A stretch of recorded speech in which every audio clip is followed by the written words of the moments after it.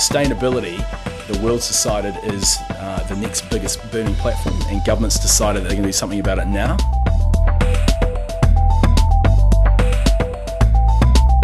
Humanity's extinction probability is currently estimated at 50%. So that's a fairly significant statistic and something that I think we should all really pay a lot of attention to.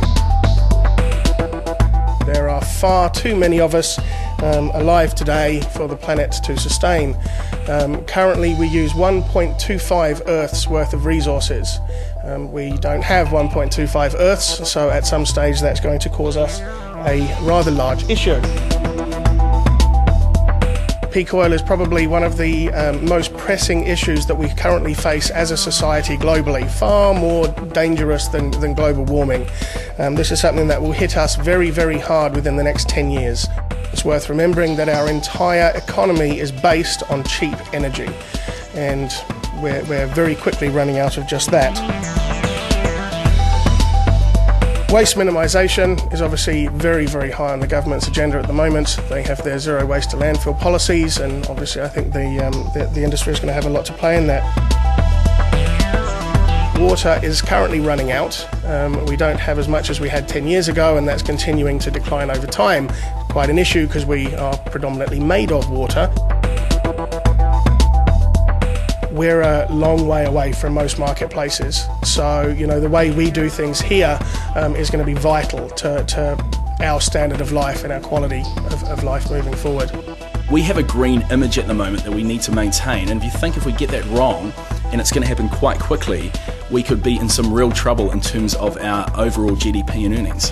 Carbon accounting and carbon trading, which is now legislated, is an economic driver. It's designed to force companies to think about their CO2 emissions because they have an economic impact. So there's a lot of legislation that's being rolled out around the signing of the Kyoto Protocol, and that will affect nearly all businesses within New Zealand. This is going to be such a big, compelling event that you'll either be an early adopter and jump on board it, and that will create new businesses with new industries, with new markets and new growth, or if you're caught as a laggard, you will quickly go down. It's well worth mentioning that this is not about chaining yourself to trees. Businesses are there to make money, and they have a right to do so. As government starts to regulate themselves and regulate their supply chain, it means that businesses will now be confronted with an added complexity or cost to doing business that they need to account for or do something about. Understanding the marketplace, understanding what's likely to be happening, and starting to invest in changing those processes as you go is a very good way of managing your money and also managing your risk, staying ahead of the game. You can't sort of now put a sticker to say I'm organic, or to say that I'm green. You'll need to verify through compliance and reporting and measuring on the fact that you are green or green efficient, or doing the right things to reduce your footprint. What are the impacts of your business? Because if you don't understand what all of the impacts of your business are, it is not possible to manage the risks associated with those impacts. And so sustainability is a way of identifying all of the liabilities to your organisation. I think in real terms the solution is going to lay with technology.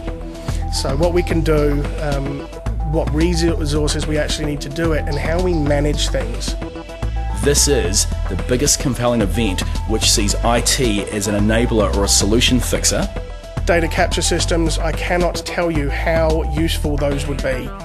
Some people are along the journey, some people are thinking about it, some people haven't got to it yet.